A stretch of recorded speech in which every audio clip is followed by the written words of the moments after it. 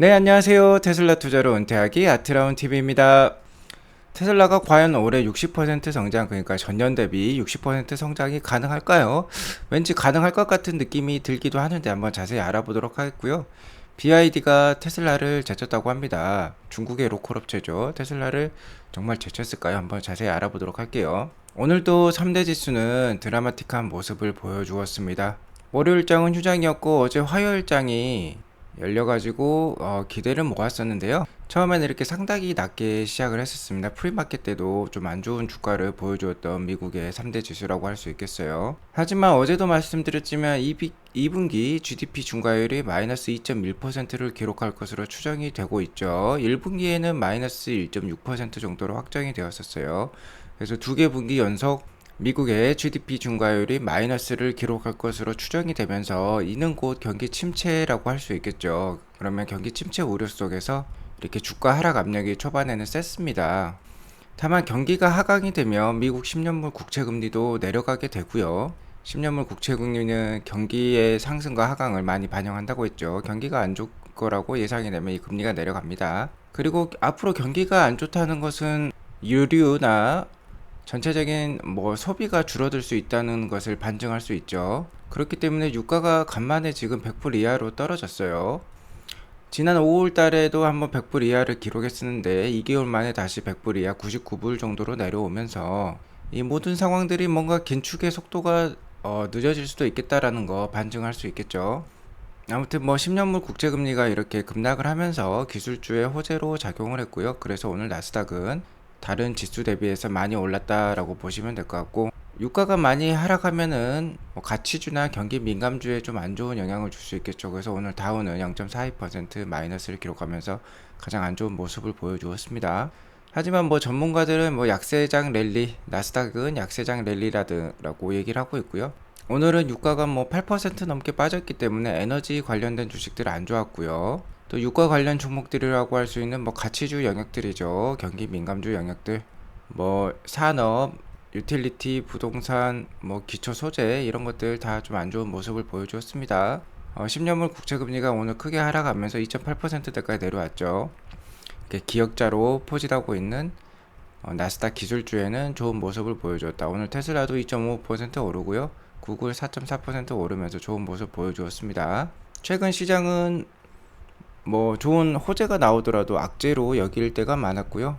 악재는 역시 더 큰 악재로 반영을 하고 있습니다. 현재는 경기 침체를 넘어서 더블딥 우려까지 얘기가 나오고 있는데요. 최근에 많은 원자재들의 가격 하락이 있었어요. 6월달 한 초반인가요? 그때쯤 한 피크를 찍고 상당히 많이 가격들이 내려오고 있습니다. 특히 오늘은 유가가 8%나 내려가면서 WTI가 99불 수준까지 내려왔어요. 현재 아직 우크라이나 러시아 전쟁은 지속되고 있습니다. 현재 진행형이라는 건데 국제 유가가 갑자기 폭락한 것은 역시 경기 침체 공포가 그만큼 크다고 할 수 있겠죠. 경기 침체가 오면 역시 원유 수요가 급감할 수 있습니다. 그리고 앞서 말씀드렸다시피 미국의 국내 총생산, 그러니까 GDP가 두 분기 연속 마이너스를 기록할 것으로 지금 예상이 되고 있어요. 이미 경기 침체 상황에 들어섰다라고 볼 수 있겠는데, 경기 침체 상황이 들어서면 연준도 쉽사리 금리 인상, 그러니까 긴축 속도를 올릴 수가 없습니다. 아마 내년에는 금리를 인하할 수도 있겠다라는 말들이 속속 나오고 있고요.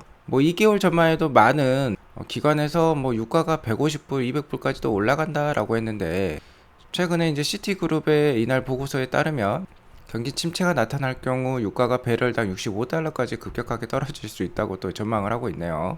정말 어지러운 시장 상황이라고 할 수 있겠습니다. 어떤 말을 믿어야 할지 모를 것 같은 그런 상황인데요.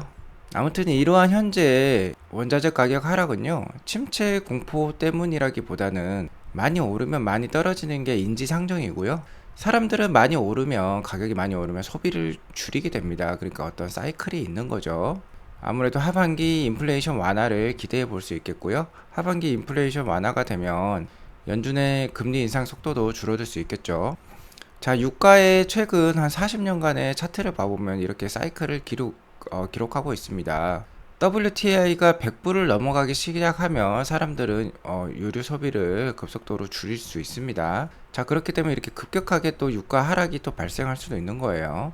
자, 유가는 20불에서 약 한 140불 사이에 박스권을 보이고 있고, 100불을 넘어가면 사람들의 원유 수요가 줄어들기 때문에 다시 그 수요와 공급의 원리에 의해서 가격은 좀 떨어질 수 있겠다라고 볼 수 있을 것 같고요. 이런 상황에서 우크라이나랑 러시아 전쟁이 끝나게 되면 정말 유가에 급락이 올 수도 있습니다. 그러니까 경기 민감주, 유가 관련된 경기 민감주들은 상당히 투자가 어렵다는 거 항상 명심하시기 바라겠고요. 뭐 최근 금리 인상에 가장 큰 요인을 미쳤던 건 역시 인플레이션이라고 할 수 있겠죠. 인플레이션이 높아지면 그에 따라서 연방 기준금리, 그러니까 미국의 기준금리도 올라가게 되는 겁니다. 자, 그렇기 때문에 인플레이션에 또 가장 큰 영향을 줬던 게 바로 유가 상승이라고 할 수 있겠는데요. 유가가 상승하면 금리 인상을 시키는 요인이라고 지금 볼 수 있겠죠.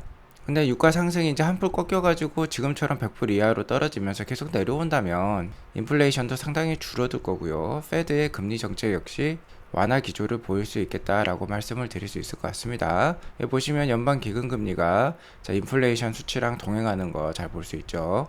현재는 인플레이션 대비 연방 기준금리가 너무 낮기 때문에 어쩔 수 없이 올려가야 되는 실정이라고 볼 수 있겠습니다. 주지에서 말씀드렸다시피 저는 올 가을부터는 그래도 시황 개선이 기대된다고 말씀을 계속 드리고 있습니다. 아무래도 연준이 뭐 얘기했던 올해 한 3에서 3.5% 정도 금리 인상이 되게 되면요, 그때부터 속도가 상당히 줄어들 것 같고 7월 달에 자이언트 금리 인상 하면 좋겠다고 제가 말씀을 드렸죠. 0.75% 한 번에 올린 다음에 자, 매도 일찍 맞는 거죠. 일찍 맞고 그 다음부터 이제 금리 인상 속도가 줄어들 수 있습니다. 그렇게 되면은 하반기에 충분히 좋은 시황을 기대해 볼 수 있겠다라고 생각을 하고 있고요. 8월에 FOMC 회의가 없고 9월 달에 아마 0.5% 정도 또 빅스텝 금리 인상이 있으면은 자, 기준금리가 3%까지 이제 올라가는 겁니다. 그럼 3% 이상부터는 금리 인상 속도가 상당히 줄어들 것이고, 또 앞서 매를 일찍 맞았기 때문에 뭐 11월달, 12월달 중간선거가 있는 날이죠. 11월달은. 그렇기 때문에 금리 인상 속도가 상당히 줄어들 수 있습니다. 그러면 시장에서는 이제 환호를 하겠죠. 자, 그리고 오늘 10년물 국채금리가 뭐 2.8%까지 떨어지면서요, 다시 한번 장단기 금리 역전 현상이 이뤄졌어요. 장기금리라고 할 수 있는 10년물 국채금리보다 단기금리인 2년물 국채금리가 더 높게 되었다는 건데요. 이는 3월과 6월에 이어서 세 번째라고 합니다. 3, 6, 7 이렇게 세 번이나 금리 역전 현상이 일어났어요. 자, 이는 비상식적인 상황이라고 할 수 있겠죠. 아무래도 만기가 긴 10년물 국채에게 더 많은 이자율을 지급을 해야 되겠죠. 아무래도 더 리스크가 있기 때문이죠. 2년물은 단기 금리이기 때문에 금리가 더 낮은 게 맞습니다. 당연히 여러분들이 뭐 예적금을 든다고 해도 10년 동안 뭐 금리가 고정되는 예적금의 경우는 상당히 금리를 많이 요구하고 싶겠죠. 10년 동안이나 자기 자산이 잠겨 있다고 생각해 보십시오. 그러면 금리라도 많이 받아야 될 거지 않겠습니까? 2년물은 2년 만기이기 때문에 금리가 좀 낮아도 2년 안에 찾을 수 있으니까 10년물보다는 금리가 낮은 게 맞겠죠. 보통 이렇게 지금 보시면 지금 0에 수렴하지 않았습니까? 10년 마이너스 2년이에요. 그러니까 음수를 보인다는 거는 2년물 국채금리가 10년물보다 높다는 뜻이겠죠? 자, 그런 상황이 올해 3번이나 있었는데 3월 달에 가장 먼저 시작을 했습니다. 그래서 그때 제가 말씀드렸을 때도 보통 장단기 금리 역전 이후 17개월 후부터 주가 폭락이 있었다고 말씀을 드렸죠. 통계적으로 그랬었어요. 그러면 3월 달이 올해 3월 이후 한 13개월 후에는 아마 2023년 8월 정도가 되는데요. 그 정도쯤에 좀 폭락이 한번 있지 않을까라고 예상을 해보고 있다라고 말씀을 드렸었습니다. 아무튼 현재는 누구의 말이 맞는지도 모르겠고, 지금이 바닥일 수도 있겠고 바닥이 아닐 수도 있겠고, 폭락이 한 번 더 올 수도 있겠고 더블 딥이 올 수도 있겠고, 너무너무 복잡한 상황이에요. 자, 이럴 때는 가벼운 마음으로 쉽게 투자하시면 됩니다. 너무 어렵게 꼬아서 생각하실 필요가 없는 거예요. 자, 좋은 주식을 골랐으면은 한 달 한 달 버는 월급과 현금 흐름을 통해서 좀 아끼면서 사시고요.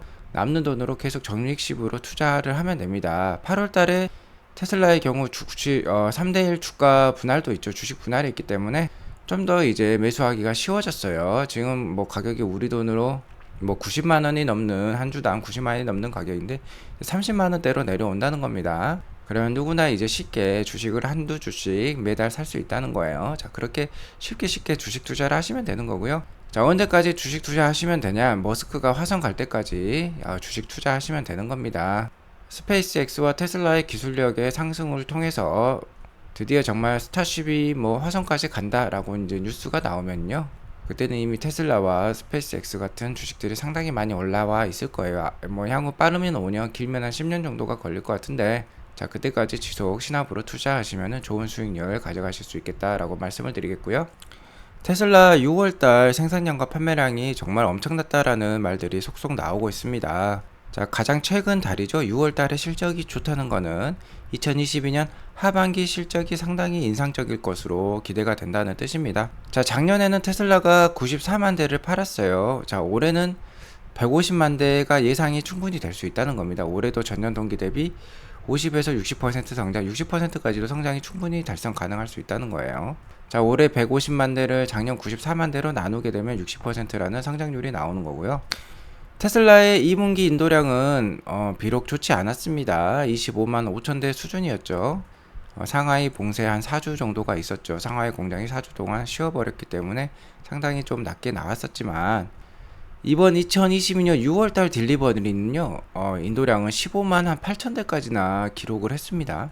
자, 15만 8천 대 곱하기 6개월을 하면 하반기 예상 인도량이 나올 수도 있는 것이죠. 이미 6월달에 딜리버리가 7, 8, 9, 10 계속 이어질 수 있다는 가정을 한 것이죠. 아무래도 기가 텍사스와 기가 베를린이 계속해서 램프업이 되고 있기 때문에 생산량이 계속 올라가고 있는 것이죠. 그러니까 6월달에 딜리버리가 오히려 최소치로 잡을 수도 있는 겁니다. 그러니까 보수적으로 잡아도 93만 8천 대, 15만 8천 대 곱하기 6개월 하면 94만 8천 대가 나오는 거예요.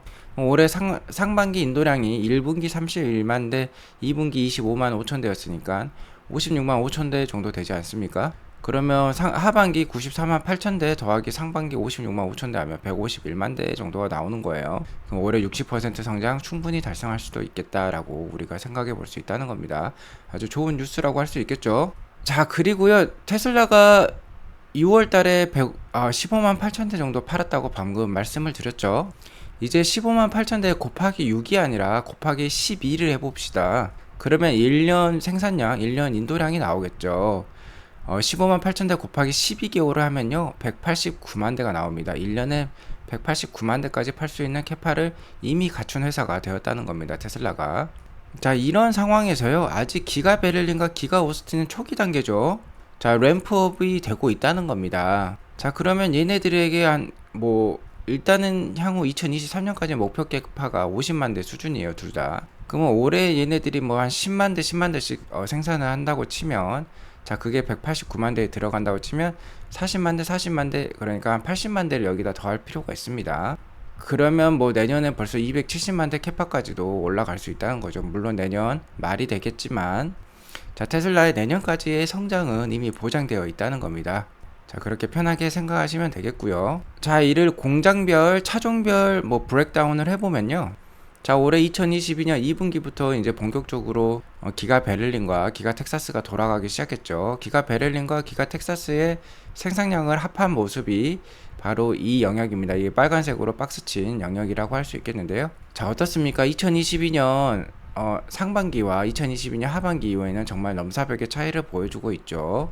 2022년 상반기까지는 아직까지 프리몬트랑 기가 상하이에 의존을 하고 있는 테슬라이기 때문에 이 정도의 모습인데, 그 이후부터는 정말 엄청나게 생산량이 증가하고 있는 모습 볼 수가 있습니다. 자, 그리고 2025년까지는 이제 분기당 생산량이요 90만 대까지 이르를 것 같아요. 자, 여기 보시면 90만 대 보이시죠? 자, 지금 올해 2분기에 25만 대 팔았는데 90만 대까지 곧 있으면 이제 올라간다는 겁니다. 자, 그리고 여기 사이버 트럭이 보이시죠? 사이버 트럭인 약간 이 밝은 파란색인데요, 2023년부터 기가 텍사스에서 만들어질 예정이죠. 자, 이 차트만 보면은 기가 베를린의 생산보다는 기가 텍사스에서 생산하는 양이 좀 더 많아 보입니다. 아무래도 사이버 트럭이라는 신차종이 들어가고 세미 트럭도 아마 미국에서 만들 예정이기 때문에 차종이 많기 때문에 더 많은 판매량을 기가 텍사스에서 기록을 할 수도 있을 것 같아요.